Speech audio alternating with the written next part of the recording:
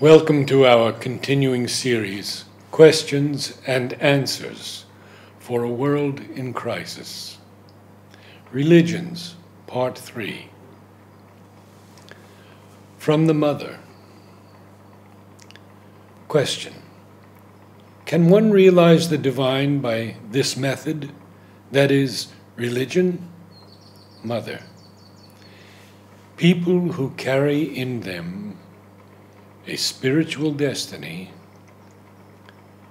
and who are born to realize the divine, to become conscious of him and live him, will reach there necessarily, whatever the way followed.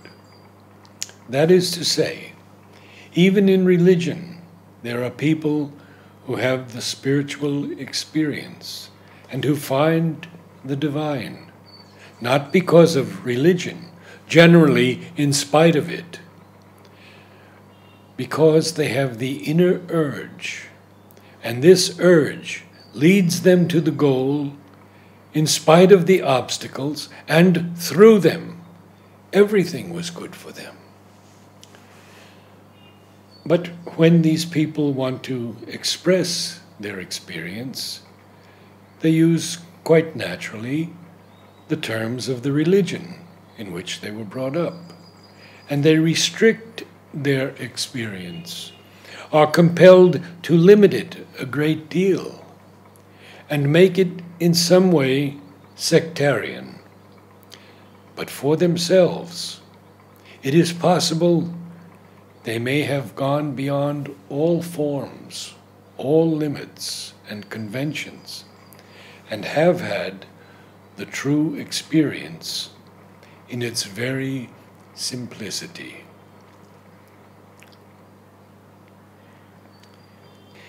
Question to Mother.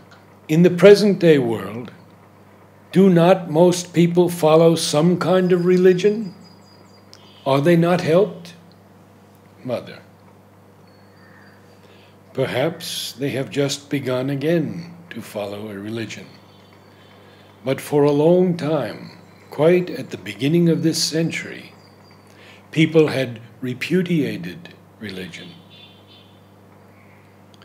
At least the entire intellectual humanity, because they found it contrary to knowledge. It is only now that there has begun a return to something other than unmixed positivism, that the force is now at work is without a shadow of a doubt. And there is such a great, how can I put it, a very active will. No religion, no religion, no religious forms. Quite naturally, people immediately. So that's why I have left them very free. That was why I didn't insist on building the center first, because that's in fact the cathedral of old, the temple of old, the whole thing of old. Mother makes a gesture of taking firm root. Then everything gets organized around that, a religion. We want no religion.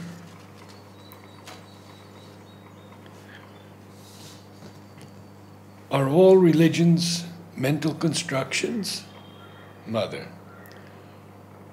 All religions were perhaps not that in their beginning, but they have certainly become that with time. I spoke to you about the novice who wants to pass on to others what he has learned, until the day he sees he has not much to pass on. Usually all religious teaching is based on that. A very little knowledge with precise formulas which are well written, parentheses, often quite well written, end parentheses, and crystallize in the brain and assert, quote, That is indeed the truth. End quotes. You have only to study what is there in the book. How easy it is.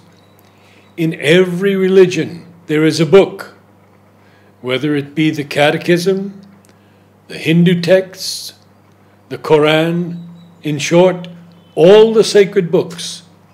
You learn it by heart. You are told that this is the truth, and you are sure it is the truth, and remain comfortable. It is very convenient. You don't need to try to understand. Those who don't know the same thing as you are in the falsehood. And you even pray for those who are outside the truth. This is a common fact in all religions.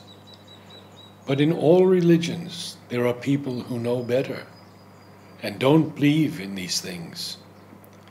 I had met one of these particularly, one belonging to the Catholic faith. He was a big man. I spoke to him about what I knew and asked him, "Why do you use this method? Why do you perpetuate ignorance?" He answered, quote, "It is a policy of peace of mind. If we didn't do that, people wouldn't listen to us.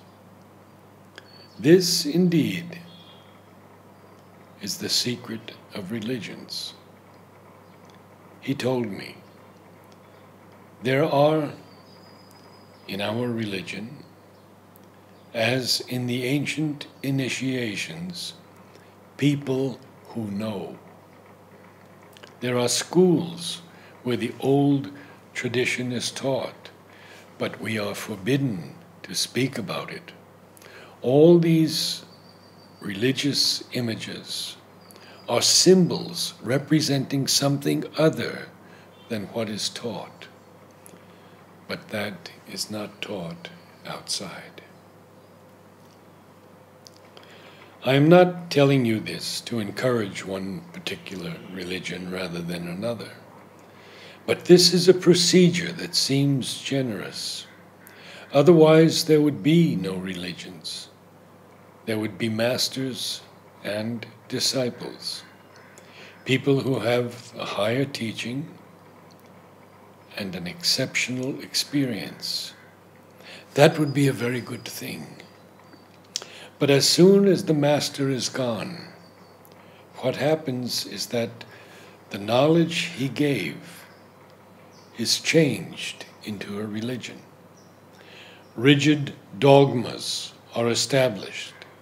Religious rules come into being, and one cannot but bow down before the tables of the law.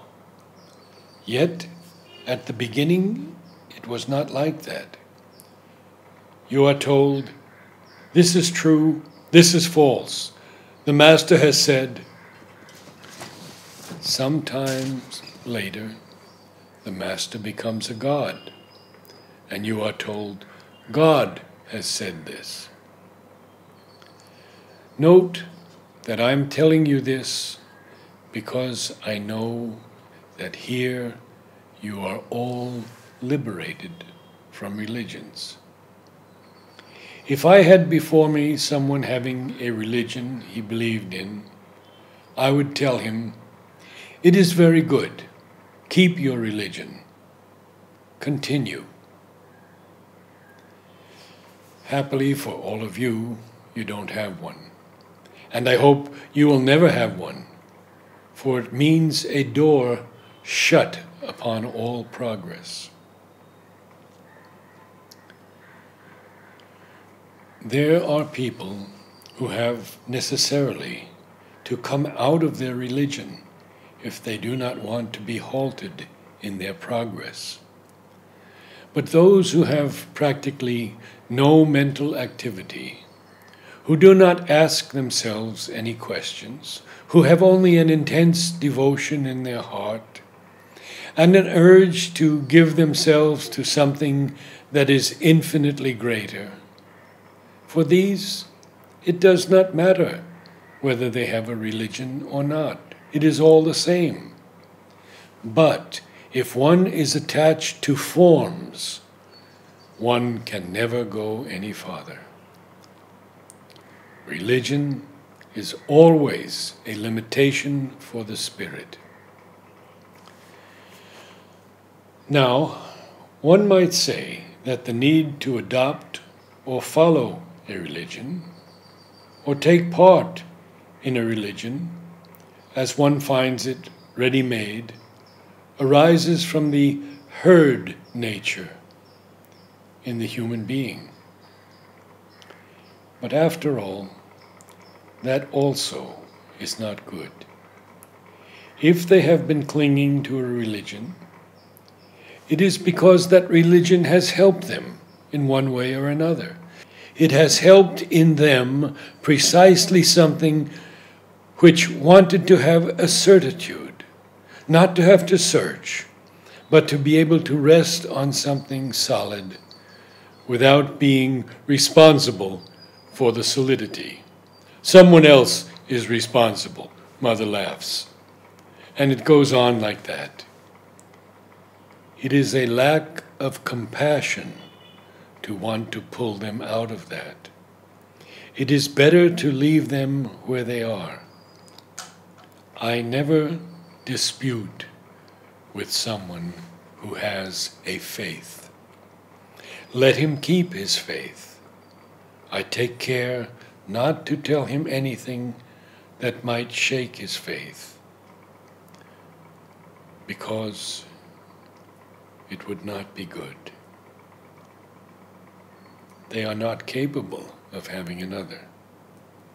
Dear friends, I could continue for pages and pages with all Mother has said about religions, but will close here and recommend that you search our website, motherandSriAurobindo.in. So I close with one sentence or two from Sri Aurobindo. A vital life, quotes, a little higher than the animals, because of some play of mind, with death as its answer, is all that human existence is, as it is ordinarily envisaged. And yet, there is an aspiration for something more. But the religions take hold of it and canalize it into something pointless for life, and things remain as they are. Only a few indeed get beyond this limit.